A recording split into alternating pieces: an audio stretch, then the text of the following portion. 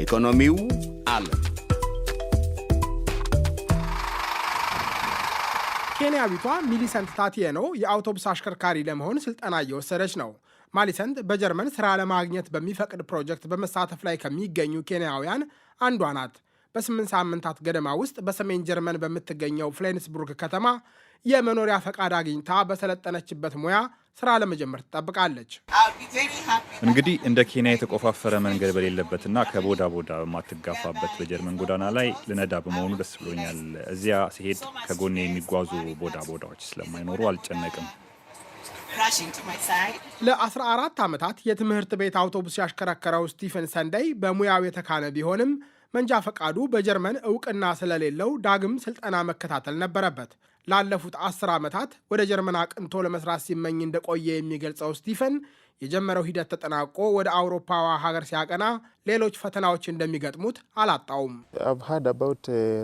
በጀርመን ስላለው ዘረኝነት ሰምቻለሁ። በጀርመን በርካታ ጥቁሮች ይኖራሉ። ከሁኔታው መለማመድ ቢኖርብኝም ያን ያክል በእኔ ላይ ጫና አይኖረውም። ለዚያም ዝግጁ ነኝ። ሚሊሰንትና ስቲፈንን ጨምሮ ወደ ጀርመን የሚያቀኑ ኬንያውያን አሽከርካሪዎች ቋንቋን ጨምሮ አስፈላጊ ስልጠናዎችን ወስደዋል።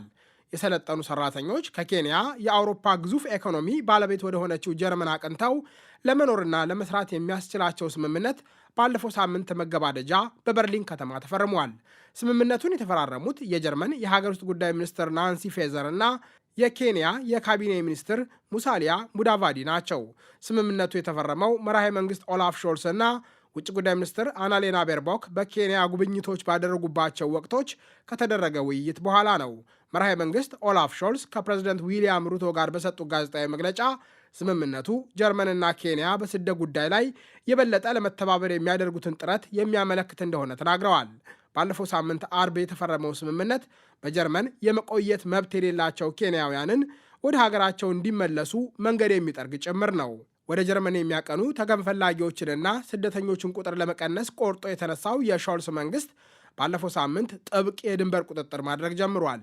በምዕራብ ጀርመን በምትገኘው ዞሊንገን ከተማ በስለት ከተፈጸመው ጥቃትና ቀኝ አክራሪው አማራጭ ለጀርመን በምስራቅ የሀገሪቱ ክፍል በሚገኙ 2 ግዛቶች የተካሄዱ ምርጫዎችን ካሸነፈ በኋላ የሾልስ ጥምር መንግስት በህገወጥ ስደት ላይ ጠንካራ አቋም እንዳለው ለማሳየት ጥረት እያደረገ ነው። ሾልስ በጀርመን ለመቆየት ፈቃድ የሌላቸው ስደተኞችን ወደ ሀገራቸው ለመመለስ ቁርጠኛ ቢሆኑም የሀገራቸው ኢኮኖሚ የገጠመውን የሰራተኞች እጥረት ለመፍታት የሰለጠነ የሰው ኃይል ሀገራቸው መቀበል እንደሚያስፈልጋት ከኬንያ ጋር ስምምነት ከተፈረመ በኋላ ከፕሬዝደንት ዊሊያም ሩቶ ጋር በሰጡት ጋዜጣዊ መግለጫ ተናግረዋል። የኢኮኖሚያዊ ብልጽግናችን መሰረት ለዓለም ያለን ክፍት አቀራረብ ነው። ይህ ወደ ተለያዩ የዓለም ክፍሎች የምንልካቸውን ሸቀጦች ይጨምራል። ከዚህ በተጨማሪ የጋራ ብልጽግናችንን ለማስጠበቅ በቂ ሰራተኞች አሉን ወይ የሚለውን ጭምር ያካትታል። ይህ ለዓለም ያለንን ክፍት አቀራረብ መደበኛ ያልሆነ ስደትን በመቀነስ ልንጠብቀው ይገባል። እያደረግን ያለነው ይህንን ነው። ጀርመን በዜጎቿ ዕድሜ መግፋትና በሰው ኃይል እጥረት ምክንያት ባለሙያዎች እንደሚሉት በየዓመቱ 400,000 የሰለጠነ ሰራተኛ መቀበል ይኖርባታል። ሾልስ ከኬንያ ጋር የተፈረመው ስምምነት የሰለጠኑ ሰራተኞችን እጥረት ለማካካስ ይረዳናል ሲሉ ተደምጠዋል። የሰለጠኑ ሰራተኞች ወይም ወጣቶች ለስልጠና ወደ ጀርመን መምጣት ስለሚችሉ ለኬንያውያን እድል ይከፍታል። ይህ አሁን እየተሰማ ያለውን ነገር ግን ለመጪዎቹና ለ10 ዓመታት አብሮን የሚዘልቀውን የሰለጠነ ሰራተኛ እጥረት ለማካካስ ይረዳናል። ስምምነቱ ከኬንያ ወደ እኛ የመጡ ነገር ግን የመቆየት መብት የሌላቸው ወደፊትም የማያገኙ ሰዎችን ውጤታማ በሆነ መንገድ ለመመለስ የሚያስችል ስርዓት የሚሰጥ ነው። አሁን ወደ ሀገራቸው በቀላሉና በፍጥነት መመለስ ይችላሉ።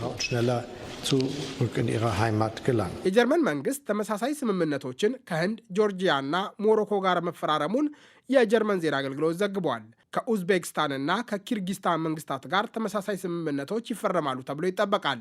ከሞልዶቫ፣ ፊሊፒንስ እና ከጋና መንግስታት ጋርም ውይይት እየተደረገ ነው። ሁሉም ስምምነቶች የሰለጠኑ ሰራተኞች ወደ ጀርመን የሚያቀኑበትን መንገድ ሲያመቻቹ በአውሮፓዊቱ ሀገር የመቆየት ፈቃድ ያልተሰጣቸውን ወደ ሀገራቸው በመመለስ ላይ ያተኮሩ ናቸው። በጀርመን ዜና አገልግሎት ዘገባ መሰረት ወደ ሀገሮቻቸው መመለስ አለባቸው የተባሉ 225,000 ስደተኞች በሀገሪቱ ይገኛሉ።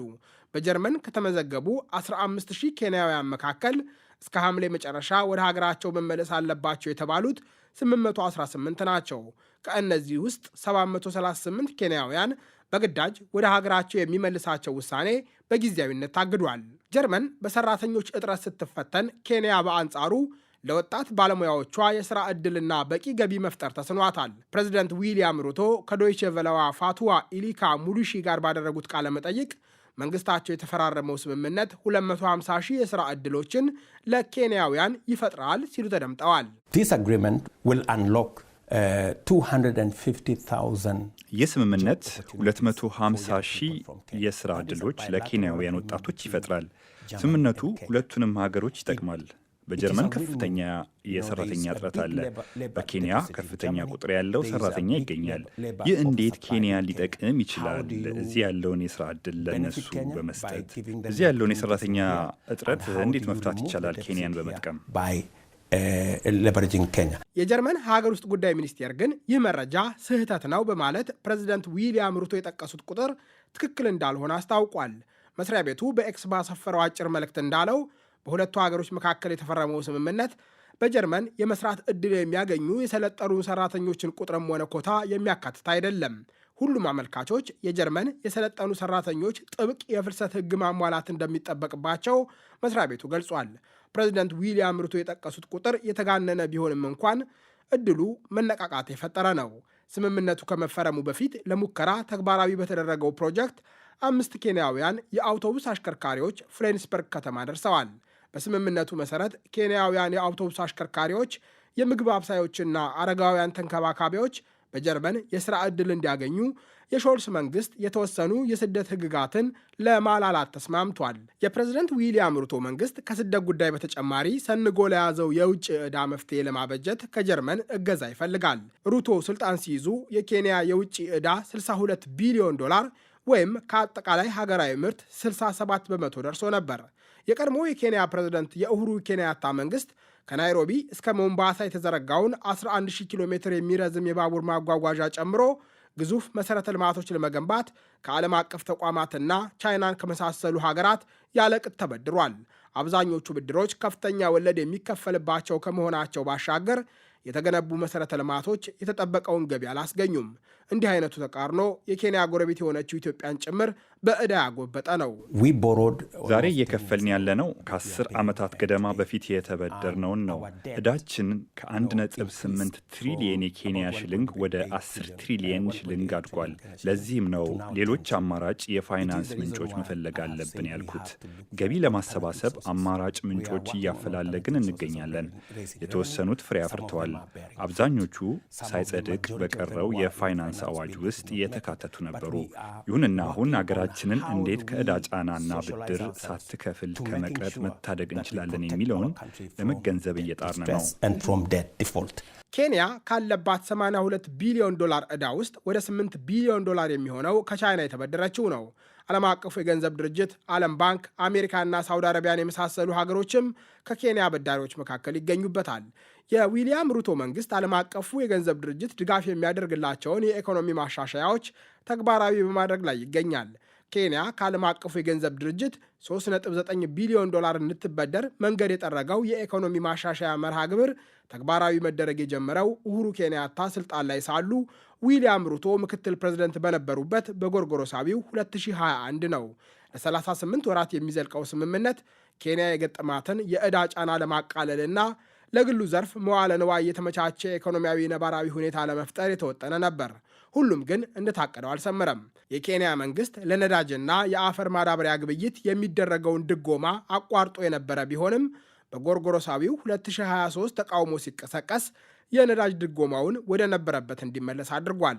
ለ2024 የተዘጋጀው የኬንያ የበጀት አዋጅ መንግስት የቀረጥ ጭማሪ በማድረግ ተጨማሪ 2.7 ቢሊዮን ዶላር ለመሰብሰብ ቢታቀድበትም በሀገሪቱ በተቀሰቀሰ ኃይለኛ ተቃውሞ ምክንያት ሳይጸድቅ ቀርቷል። የቀረጥ ጭማሪውን ተቃውመው አደባባይ የወጡ ኬንያውያን ላይ ፖሊስ በከፈተው ተኩስ በርካታ ሰዎች ተገድለዋል።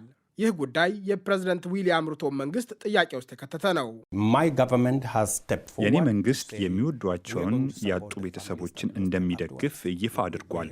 ይህ ተግባራዊ መሆኑን ለማረጋገጥ የሚያስችል መፍትሄ እያዘጋጀን እንገኛለን። 2 ወራት ቢሆነውም ገና መንግስት ማዋቀሬ በመሆኑ ቃል የገባነውን ተግባራዊ ለማድረግ ዝርዝር ጉዳዮችን እየሰሩ ነው።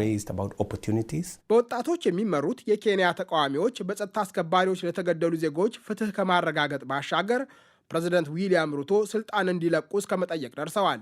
ዊሊያም ሩቶ ስልጣን ለቀቁም አልለቀቁ ኬንያን ለወጣቶቿ አመርቂ የሥራ ዕድል ለመፍጠርና ዕዳዋንም መልሶ ለመክፈል የገጠማት ፈተና ግን እንዲህ በቀላሉ መፍትሄ የሚያገኝ አይደለም። አድማጮች፣ የዛሬው መሰናዶ ተጠናቀቀ። እሸቴ በቀለ ነኝ። ጤና ይስጥልኝ።